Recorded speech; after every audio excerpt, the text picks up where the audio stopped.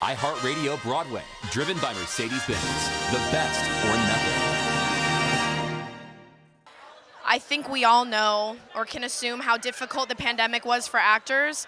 It was the call that I was praying for over 2 years. So it was surreal, and I just tried to soak it in because I was just waiting for that call.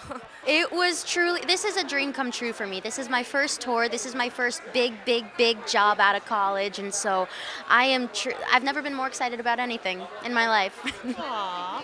Yeah, this will be my first time playing a principal role. And so there was so much like into the audition process that I was like, oh, is it my good enough? And then when I got the call, I was like, it's happening. I fell to the floor in my dressing room and bawled my eyes out up until maybe places.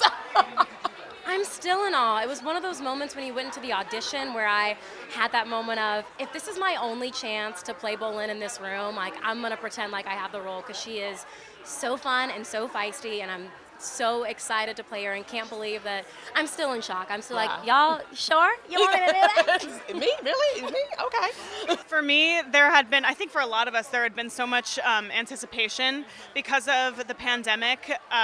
The audition process was sidelined for a very long time. And it just was, I had a feeling that things were going my way, but actually getting the call and knowing that it was coming true was just pure elation and excitement. I was in a hotel room and I immediately called my mom and we just like cried and cheered. I was also in a hotel. I was in Florida with like my friends at the time, and I got the call and I was like, oh my gosh, I'm in 6 years ago. You know, everyone's like dream show. We get to be pop stars. It's amazing. And like Kelsey said, we waited so long for these calls. We went through so many callbacks at the time. So like, it was like a breath of fresh air to be like, wow, okay, I'm doing the show. I think something that we're really doing is kind of putting a lot of us in the characters, which is something that I really admire a lot from the people that have been casted in this show. Everyone is so different, and they've all been portraying these characters so differently. There is no way that, another pun not intended, there's like no way that there are 6 different Catherine Howards and they're all the same. We all put in something from our personality, as well as Catherine Parr's. It's been a really cool process of exploring what I can do different and what makes this character unique and all this stuff. The light went out, but hey, we're still here. Oh, she got a ring light. Fierce, she's a queen. Okay, but yeah, I think we're putting a lot of our personality in these characters. Yeah, I mean, it's not always that you relate so much to a character, and as an actor, that's okay, but it is fun when you can, I could quite easily find parallel emotions with Catherine Parr. Parts of her story, I mean, they get to me every time I do the scene. There are certain lines that just choke me up, and I allow that to happen because I feel close to her, to Catherine Parr, when that happens. So, yeah, I also feel very honored that I was cast as such like a kind, warm character, because I think, you know, if casting saw that in me, that is really awesome. Like, it's very flattering. Shockingly, this was one of the roles, Jane Seymour was one of the roles that I thought I identified with the least. And as I've gotten to know her throughout this process, I realize I'm very much like her in so many ways. And I think that is a testament to the creative team and their ability to see you, not the facade you might put on as a performer, but who you are as a human, as a person. And I think they really saw that, absolutely. A lot of us identify with a lot of different queens, whether we're an onstage queen or an alternate. We identify a little bit with each queen because they are so different. They have so many different types, different parts of their personality that we relate to. Like, Cleves gets to be really goofy and fun, and I identify with that. But then I also identify with being like a badass and very serious and standing my ground, and you know, as Aragon. And then some of us are a little bit more, you know, timid and reserved, and so Seymour relates to us. So for me, I think I find myself a little bit in each character, which is why I love being an alternate. I'm inclined to say Parr is the one that I identify with the most. She's just so smart I don't know. There's just like this very keen intelligence about her that I love. But yeah, like Kelly said, the really exciting thing about this show and why it reaches so many people is that all of these queens live in all of us, and vice versa. They can be anyone. And it's a modern spin for that reason, right? Like we made it a modern spin so that people can relate to these queens, so that they can see their story reflected on stage. So. An alternate is like a multifaceted understudy that is able to go on for multiple parts at any moment, but is not physically in the show when they're not on as one of their leads. So, for example, I was in a show where I was in the ensemble, but I understudied one of the leads. This would be different in the fact that I would not be in the show unless I was one of the leads. So, in a way, it's like all or nothing with this specific show. Right, and all of the queens are principal roles, and so being an alternate, it's a bit different because we cover the 3 principal queens that we cover. The fact that there are fire flame songs with historical material, like you can't get better than it, honestly, with this type of show, and it's so empowering too to be part of this. Also, this specific cast of people, to see yourself represented on stage is also something so powerful. So I'm so excited to get to go on tour and bring our company to all of these places and hopefully inspire some little queens out there. Yes, and I think it captured the tone so well that makes it easy to connect and easy to relate. And I just feel like, I love that she said fire flame songs. I mean, that is so accurate, because every single number just grabs you, and then it keeps you, and then you're humming it on the way home. At least I was. So I'm excited about just being able to connect with everyone. The fact that it's women, or female identifying, in all 6 parts, and there's not an ensemble. They're all principals. They're all the leading lady, and it's beautiful to see 6 queens, badass queens, like take over. It is the most empowering thing. And I remember the first time I saw the show and they walked out, and I was just like, oh my God, this is the most incredible. The energy, you're just like, ooh, these are all just. And they're so different. Yeah. Every single one of them is different. And I think that is something I'm excited for the world to see, is they're going to see 10 badass queens traveling the country, like different people. It's interesting. I don't know. And the music's infectious. It's one of those shows that, like, the second it starts, the theater comes to life. If you know it, if you haven't seen it, you just immediately are hooked. It is powerful, and you see these 6, like you said, 6 such different, such special in their own unique ways, and you get to tap into that in yourself as you watch it. It's very daunting. I definitely didn't really know how I would best learn. Some people need to learn all of it at once.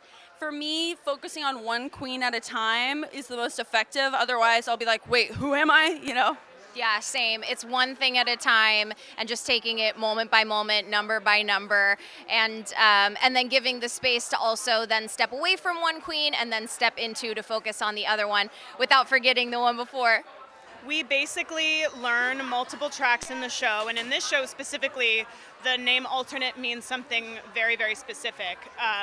Everyone in the show plays a principal role. So, we have the duty of learning these principal characters and being able to step into any of them at any given time. Any time. We could have, anything could happen. So we lean on each other, and we just make sure we're all feeling good and prepared, and we're there to serve the queendom.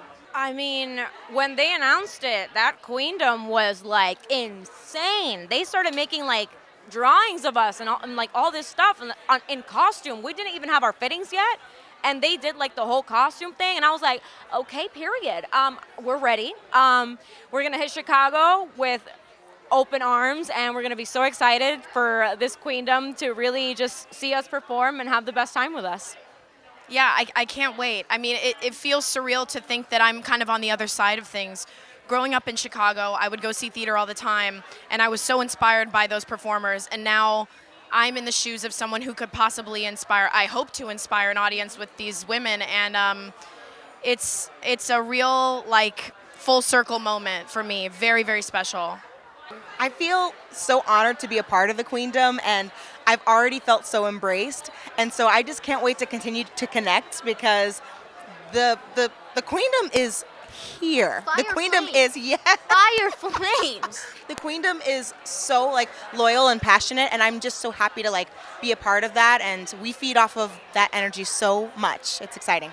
I'm echoing everything you said tenfold. It is just such a privilege to be able to step into these shoes that these other actresses have built for us, and it is going to be so special to share our own version of that with you. But just like you said, I feel so embraced already, and I'm excited to connect with everybody and meet them in these cities. I know COVID, it's going to be a little bit different, but I'm really looking forward to it still. Oh my God, Queendom, I am so excited for you guys to see this incredibly diverse cast of women. And I think y'all are gonna love it. It's so different. We're coming for you. We're coming for you. You think you're ready, you're not ready. It's gonna be amazing.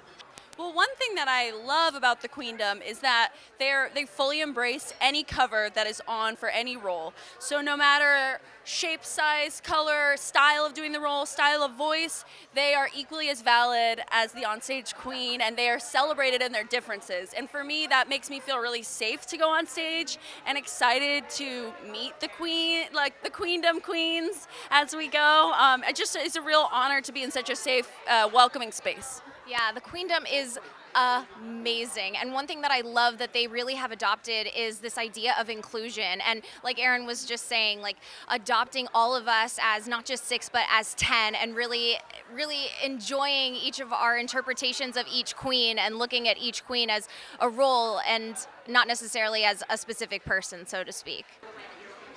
I'm definitely looking forward to being in Chicago. That's where I'm from originally, before moving down to Florida when I was a kid, and so all of my family is there. It's a great way to make up for lost time with my grandparents especially, and I'm just so excited to have such a long chunk of time there to really spread out and have fun, but also just relax too and enjoy the city. I'm really excited about Chicago as well.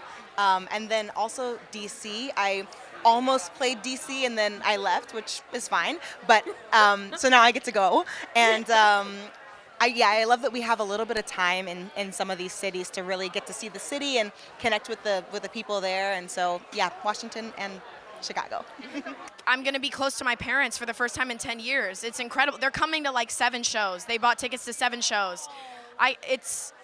It's very, very special. And then Boston, because I went to Berkeley in Boston, so it's going to be great to be back in the area. It's going to be so great back in the area and employed this time, not a college student. Definitely Orlando, because that's basically Puerto Rico too. And a lot of my mediocres are in Orlando right now, so I'm very excited for that. Oh my goodness, I'm ready for you, Orlando. Let's go. Man, all of them. There's not really one in particular that I would say I'm excited for. I agree. It's every city. It's going to be a different group of people, and like seeing the fans in all different parts of this country that love this show, or people that we get to bring it to for the first time. There's no specific city because our tour stops are amazing. Amazing. I'm excited to bring it everywhere. iHeartRadio Broadway, driven by Mercedes-Benz. The best or nothing.